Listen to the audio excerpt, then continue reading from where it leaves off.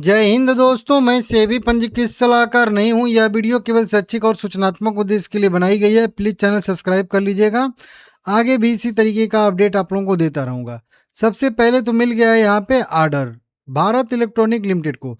हर लगभग 15 दिन पे इसको एक आर्डर कहीं ना कहीं से मिल जाता है, ऐसा मैं मान के चलता हूँ। इसमें 431 रुपया करेंट प्राइस है। अभी डिफेंस शेयरों में थोड़ा बहुत मोमेंटम देखने के लिए मिल रहा है। 1% की आज तेजी है। 3 लाख करोड़ की मार्केट कैप वाली कंपनी है। बड़ा ऑर्डर मिला है कंपनी को। लगभग 1081 करोड़ रुपया का ऑर्डर मिला है। लास्ट ऑर्डर मिला था 25 मई 2026 को, तो थोड़ा सा लंबा टाइम हो गया, लगभग कह लीजिए 1 महीने का टाइम हो गया। नहीं तो 15 दिन में लगभग इसको एक ऑर्डर कहीं ना कहीं से मिल जाता है। तो वो ऑर्डर लगभग 600-700 करोड़ का रहता है। अब 30 दिन के बाद ऑर्डर मिला है, तो इसलिए 1000 करोड़ रुपया का मिला है, डबल ऑर्डर मिला है। बताया जा रहा है कि यह ऑर्डर मिला है मतलब नवरत्न रक्षा सार्वजनिक क्षेत्र के उपक्रम को, भारत इलेक्ट्रॉनिक लिमिटेड को।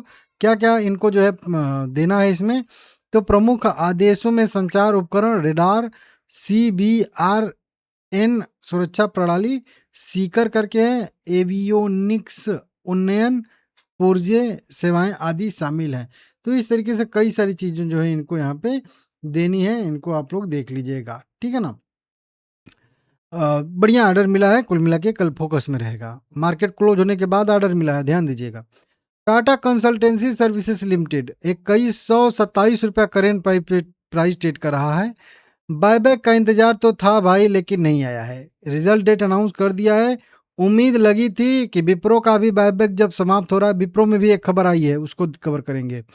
विप्रो का जब बायबैक खत्म हो रहा है, तो शायद टीसीएस, इन्फोसिस फिर से जो है कोई बड़ी दिग्गज आईटी कंपनी बायबैक का अनाउंसमेंट करे। खास करके टीसीएस से उम्मीद थी, लेकिन नहीं हुआ है। क्या हुआ है, तो डिविडेंड अनाउंस हुआ है यहाँ पे। कंपनी 9 जुलाई 2026 को अपना एक मीटिंग शेड्यूल करके चल रही है, जो 30 जून 2026 को तिमाही हम लोगों की समाप्त हुई है। Q1 2027 का फाइनेंशियल ईयर कह लीजिए। इसका स्टैंड लोन और कंसोलिडेटेड दोनों रिजल्ट आ जाएगा 30 जून वाला। साथ में कंपनी इंटरिम डिविडेंड यहाँ पे घोषित करने वाली है। तो 3 मुद्दों पे यहाँ पे बात होने वाली है। बस बायबैक वाला मुद्दा यहाँ पे नहीं ऐड किया गया है। हो सकता है 2-4 दिन के बाद कंपनी फिर से अलग से भी अपडेट दे सकती है कि हाँ भाई बायबैक पे भी विचार करेंगे। तो उम्मीद रहेगा कि अभी बायबैक आ सकता है, ठीक है ना। लाइक करके चैनल सब्सक्राइब कर लीजिएगा। Last time final dividend company ने 31 रुपया का दिया था। इंटरिम डिविडेंड 11 रुपये का दिया था।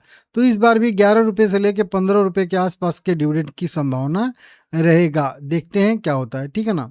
एक और कंपनी आ जाएगी साइएंट लिमिटेड। कल इसके लिए जो है बढ़िया डेट रहने वाला है। 876 रुपया करेंट प्राइस है। 2% की तेजी आ रही है। और इस कंपनी का भी देखेंगे तो बायबैक हो रहा है। बायबैक कंपनी 1125 रुपये पर इक्विटी शेयर के हिसाब से कर रही है।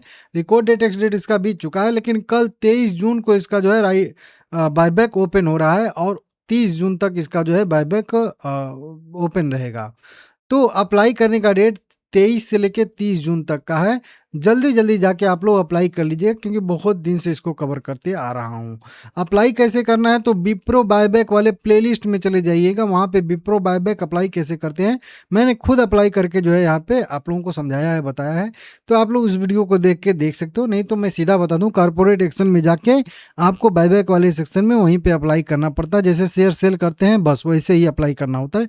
बहुत ज़्यादा इसमें कुछ कला नहीं करना पड़ता है। एक्सेप्टेंस रेशियो इसका आएगा लगभग कह लीजिए कि 6 जुलाई को। पेमेंट आ जाएगा आपका 7 जुलाई को। बचा हुआ शेयर भी आ जाएगा। तो ये 2-3 डेट आप लोग नोट करके रख लीजिएगा, ठीक है ना। इंडियन होटल कंपनी लिमिटेड भी है। 723 रुपया करेंट प्राइस, 32 रुपया ट्रेड कर रहा है। 1% की तेजी के साथ कंपनी यहाँ पे हम लोगों को मतलब देखिए आईसीआईसीआई सिक्योरिटी की तरफ से 22 जून को बाय रेटिंग दी गई है। यहाँ पे बाय रेटिंग मेंटेन की गई है। 725 रुपया सीएमपी पे 925 रुपया का, लगभग 28% का यहाँ पे प्रीमियम दिया जा रहा है। पहले 916 टारगेट था, अब जो है यहाँ पे 925 कर दिया गया है। तो टारगेट प्राइस आईसीआईसीआई सिक्योरिटी की तरफ से बढ़ाया गया है। तो कल इंडियन होटल भी कह लीजिए कि फोकस में रहने वाला यहाँ पे है। वहीं पर रिलायंस इंडस्ट्री पे भी रिपोर्ट आ रही है। 1327 रुपया करेंट प्राइस है। 1.5% की तेजी देखने के लिए मिल रही है। और जब से इसका एजीएम हुआ है भाई, तब से यह भी शेयर बढ़िया मोमेंटम कर रहा है। मोतीलाल ओसवाल की तरफ से बाय रेटिंग दी गई है। 1310 रुपये वाले शेयर को 1655 रुपये तक का, 26% का यहाँ पे मोमेंटम की संभावना दिख रही है रिलायंस इंडस्ट्री में, ये भी फोकस में है। मगध शुगर एनर्जी लिमिटेड 462 रुपया करेंट प्राइस है इस कंपनी का, 2% की तेजी है आज। 12.5 रुपये पर इक्विटी शेयर के हिसाब से कंपनी दे रही है हम लोग को डिविडेंड। और 17 जुलाई कंपनी ने अपना रिकॉर्ड डेट एक्स डेट तय किया है, और 16 जुलाई जो रहेगा वो खरीदारी करने का लास्ट डेट इसका रहने वाला है। अगला शेयर आ जाएगा अवध शुगर एनर्जी लिमिटेड। अच्छा, अवध शुगर ये भी है, यही मतलब 2 बार हो गया है, ठीक है ना। अच्छा, मगध शुगर ये है ना, हाँ मगध शुगर है, ये अवध शुगर एनर्जी लिमिटेड, मुझे लगा 2 बार हो गया है। 456 रुपया करेंट प्राइस है, 2% की इसमें भी तेजी है, 2% का डिविडेंड भी देती है, छोटी कंपनी है। और यह कंपनी दे रही है हम लोग को 10 रुपये पर इक्विटी शेयर के हिसाब से डिविडेंड। और इसका भी 17 जुलाई को ही रिकॉर्ड डेट एक्स डेट है, और 16 जुलाई खरीदारी करने का लास्ट डेट रहने वाला है, इसीलिए कंफ्यूजन हो गया। चलिए ठीक है, बिरला सॉफ्ट का भी बात करेंगे। 317 रुपये पे ट्रेड कर रहा है, 3% गिरावट के साथ। यह कंपनी हम लोग को 4 रुपये पर इक्विटी शेयर के हिसाब से दे रही है डिविडेंड। इसका भी रिकॉर्ड डेट एक्स डेट 10 जुलाई 2026 रहने वाला है, और 9 जुलाई इसका खरीदारी करने का लास्ट डेट हो जाएगा, नोट कर लीजिएगा। अगला शेयर आ जाएगा हम लोग का ग्रिप्स कॉटन लिमिटेड। 213 रुपया करेंट प्राइस है, 7% की तेजी आई है, 1% का डिविडेंड यील्ड इसका है। इस कंपनी ने भी डिविडेंड घोषित किया है, 2 रुपये पर इक्विटी शेयर के हिसाब से डिविडेंड है। और इसका भी रिकॉर्ड डेट 28 जुलाई 2026 रहने वाला है।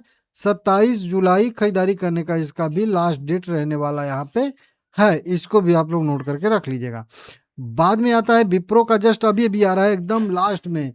180 रुपया करेंट प्राइस है, कल इसका आएगा एक्सेप्टेंस रेशियो, तैयार रहिएगा। डिटेल कैलकुलेशन किया हूँ, लगभग 40 से लेके 50% तक का एक्सेप्टेंस रेशियो का अनुमान है। कई सारे कैलकुलेशन में 60 से लेके 80% का भी आ रहा है, और आज मैं एक कैलकुलेशन किया हूँ जिसके वजह से लगभग देखेंगे 90% तक का भी आ सकता है। हालांकि वो बहुत जो है मतलब असंभव है, वो केवल कैलकुलेशन है। बहुत बड़े बड़े लोग अप्लाई किए होंगे तो वो थोड़ा सा घट जाएगा, वो केवल कैलकुलेशन है। एजीएम का अपडेट आया है, एनुअल जनरल मीटिंग एजीएम का यहाँ पे कंपनी ने अपडेट दिया है। आपको बता दूं कि यहाँ पे कट ऑफ डेट जो है 8 जुलाई 2026 तय किया गया है। 11 जुलाई से लेके 14 जुलाई तक वोटिंग होने वाली है, और वोटिंग का रिजल्ट आएगा 17 जुलाई 2026 को। तो ये चारों डेट आप लोग नोट करके रख लीजिएगा। 8 जुलाई से पहले पहले खरीदेंगे तभी इस वोटिंग में भाग लेने के लिए एलिजिबल माने जाएंगे। 11 जुलाई से 14 जुलाई वोटिंग होगी, 17 जुलाई को आउटकम आ जाएगा, वोटिंग का रिजल्ट आ जाएगा। अब ये वोटिंग किन मुद्दों पे हो रही है, तो 3-4 मुद्दों पे हो रही है।